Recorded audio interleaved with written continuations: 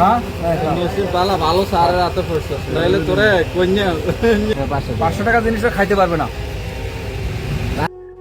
এই পুলিশ সদস্য কাজটা কি করলো দেখুন। এক ইয়াবা খোরকে ধরছে, তার কাছে 2 পিস ইয়াবা পায়। ওই 2 পিস ইয়াবার দাম 500 টাকা। সেই 500 টাকার নাস্তা কিনে সে ইয়াবা খোরকে দেয়, দিয়ে বলে খা। এখন 500 টাকার নাস্তা কি আসলে খাওয়া সম্ভব?